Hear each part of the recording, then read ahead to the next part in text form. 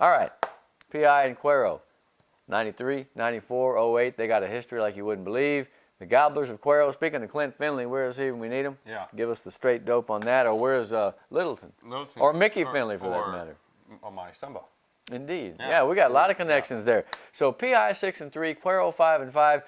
Port Isabel, despite the fact that Carlos O'Dunia is starting to play, starting to score, and Omar Silva found him with a pass against Raymondville, I'm not sure they can score enough to keep up with Quero. Yeah. So. Very tough game for them. It's a very tough opening round game, for them. Yeah. Because, even though they've been playing well, they've got some, victories against Raymondville last week. Yeah, they did a pretty good job. It's a tough first round. Yeah, it sure is. Now, Port Isabel, again, 6-3. They've had their moments. They didn't get it done against Rio Hondo and Orange Grove, but they played pretty tough against both. It wasn't like they just laid down and died. Let's see if, like Sherryland, Port Isabel can summon sort of that tradition and pride and moxie that comes with being great for so long, because they're going to need it against Quero. I still feel like they have a chance. I would say they're probably a touchdown underdog, maybe 10 points. Yeah, I would think so too. All right, well, let's talk about Rio Hondo and Yokum, because I feel like the Bobcats have a pretty good chance. You look at Yokum 5-5, but man, they played Sinton. They're tough.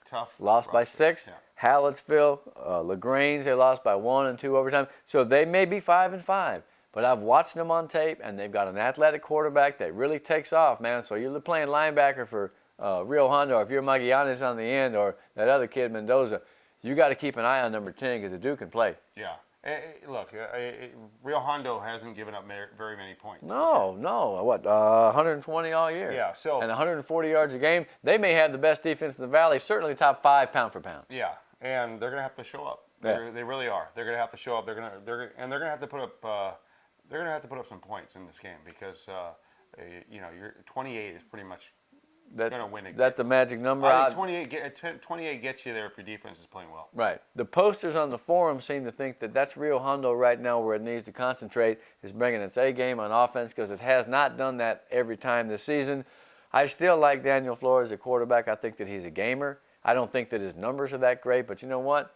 He'll make some winning plays. Yeah. I feel like they've got a pretty good chance. In fact, of the 3 teams we're talking about, I feel like they have the best chance, because Raymondville gets a rematch against Sinton, and Sinton is, I think, number 4 or number 6, depending on the polls, and they scored 350, giving up 97. It's quite frankly as good as a team that went to the regional finals last year. Yeah. And so for Raymondville, but I'll tell you what, I don't care how good Sinton is. Can they cover that big 6'2" kid, Gonzalez, Sergio Gonzalez? Just throw it up and let that kid work. He had a touchdown against PI. Him and Daniel Gutierrez teamed up. They've got some explosive kids. See if they can get this guy isolated on one of those cats from Sinton. I don't care how good they think they are. That's 6'2", and that kid can play. Yeah. Raymondville's, they played some tough teams. When you see Hondo Harris, and stuff like that, you've seen some players. The Sinton kid is probably not a natural passer like him, but he will take off and run equally well. Yeah. And he's been around. He's like 28 years old. So I have a feeling Sinton could go a long, long way, probably win the region. But let's see if Raymondville can take a chunk out of their hide before they go down. Yeah. And who knows, man, if Raymondville wins, we're going to drive out there and lead a parade, man. Put on the Bearcat mascot. Yeah. Or usually will. You probably look more like a Bearcat than me. All right. Feria and Beeville, okay? Beeville 4-6. They give up 30 points a game. They've lost 3 out of 4. They seem like they were pretty good at the beginning. I don't think that they have what it takes to beat Feria and the speed that the Lions have. Yeah, and you had a chance to see them not last week but the week before. Yeah. Feria's they've got options. They got weapons. They got athletes, man. Yeah. So I think Beeville's going to have to, and Feria can put up points. So Beeville would have to be able to stop them defensively, and they haven't. They've given up a lot of points, right? Or score, which they've shown they can do. I'll tell you what, I think Feria wins because they have superior athletes, and it's definitely a prettier little town than Beeville. Oh yeah. Back in the day, Beeville was a neat place, but it's fallen upon hard times. So I say we give it a little bit more of a hard time. China Spring awaits the winner probably, and that's a pretty good little team, 8-2. That'll be an uphill climb. Yeah. But Feria, they won the district. They beat Kingsville. They beat Zapata. Every time they needed him, Brandon Pettis has come through, whether it be on receiving or kickoff returns or punt returns. He's a special player. Galpin is obviously one of the best quarterbacks at that class in the region. So I think Feria gets a playoff win. Yeah. Who's going to root for Beeville? Chumps? Yeah. I ain't. All right. Now, where are we at here? We talk about Gruya and Gonzalez. Now, you may think, well, Gruya, weren't they out of it? And they're not that good. Again, they have not gotten blown out. They've played every team tough. They fought tooth and nail. They ended up 4-5. They made the playoffs. Gonzalez, though, 0-5, but look at these teams they played, okay? Giddings, Quero, Navarro, who's like number 3. Giddings was in the top 10. Yokum. Belleville's in the top 10 in their class. Gonzalez started 0-5. That's a team that beat Feria last year, 41-13. So everybody thought they were out of it, but I kept thinking to myself, I thought they had everybody back. They just played that insane schedule, and now they made it. They've won like 4 out of 5. They're in the playoffs, and Gruya better look out because Gonzalez is tough. Yeah, it's going to be a very, very tough game, and they're on the road. So, what would you give the spread on this one? Oh, 17 maybe. Yeah, it's a tough game for Gruya. But I'll tell you what, that team has a lot of fight. They won that game against Zapata with a goal line stand inside the last few minutes. I mean, it was just almost a replay of the Feria Zapata game. Poor Zapata, man, talk about snake bit. The Valley kicked their butt this year. Yeah. Gruya took them out with a great defensive stand at the end, and the Feria the same way. So, gosh, man, Gruya is one of those teams that you never can count them out because they're not going to get killed, man. They seem to hang in there and fight. Yeah. So we'll see how they do. 3A, Lyford. Lyford didn't quite get that district championship, okay? But they ended up the 2nd seed. They playing Goliad at 6-4. Goliad beat George West 37-20 to get in. They're the number 3. It'll be tough. But this is not the same Goliad group. They graduated a ton of kids. Remember they beat Santa Rosa 61-7 last year in bi-district. They're still pretty good, but they're not great, okay? Last year you weren't going to touch them. This year I feel like Lyford has a chance, man. I really feel like they do. Yeah, and Lyford, they've got a big quarterback. I got to stress to you, that does matter. Yeah, especially when you got smaller teams. I mean, it's not like Goliad has 6'2" outside linebackers. Yeah. I mean, they're not that big. So he's a hard wrap. You're not going to be able to wrap him up with one arm. You're not going to be able to take him down. Right. And I think if he can sit in the pocket, Jaime Infante's offense is incredible. So if he can pick them apart, And they've done that reasonably well. They didn't do it to Aransas Pass, but that's a pretty good ball club. Here's the only thing that worries me about these guys, Goliad, okay?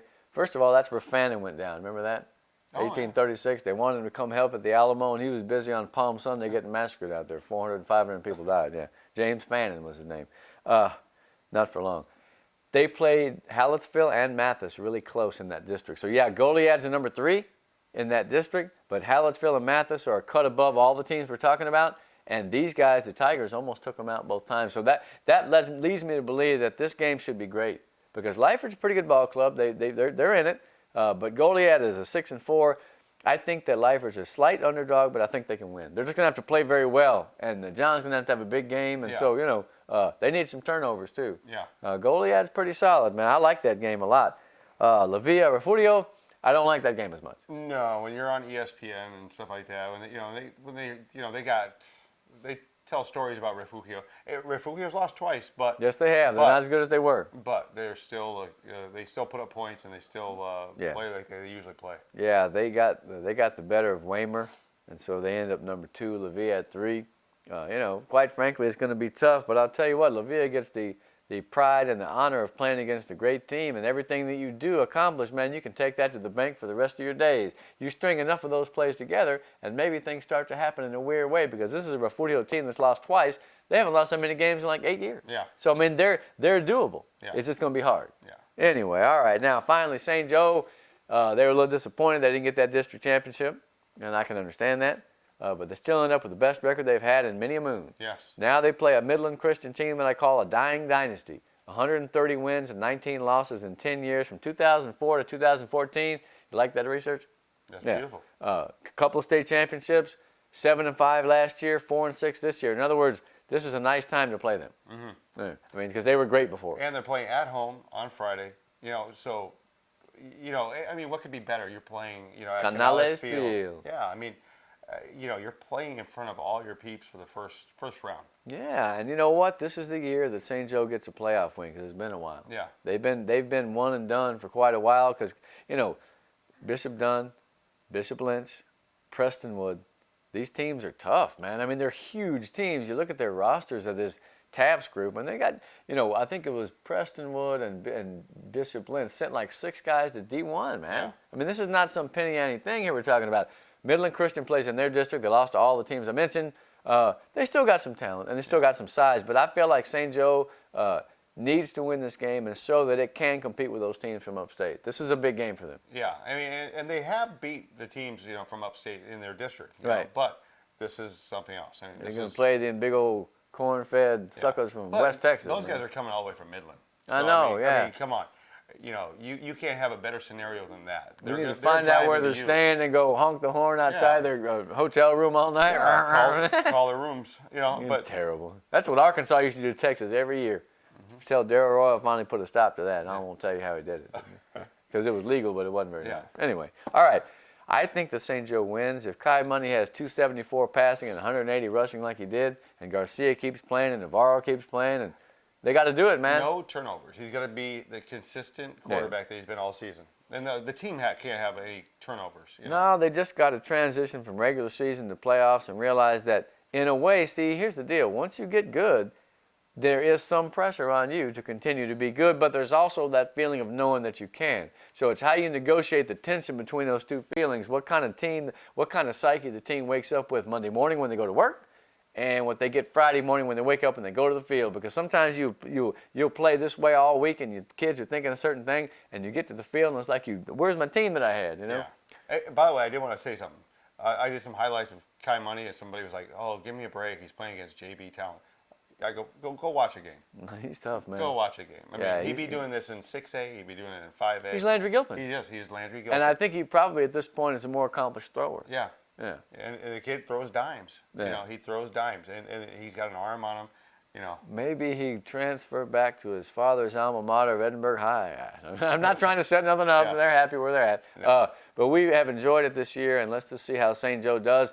Like I said, there's a little pressure on the Bloodhounds because they've had a great season. They don't want to go out in the first round again. They want to go always, man. I think it's out there for them. I mean, eventually you're going to get one of those teams that, looks like a junior college team. But, man, they need to win this game because, like I said, Midland Christian is a dying dynasty. Send them to the grave once and for all. Yes. All right. Greg Selber, Jake Berry, and other assorted parties in the house for us on the show. The playoffs are the greatest time of the year. We look forward to telling you next week who won, who lost, and who lies waiting in the brush 1 week ahead. We're done.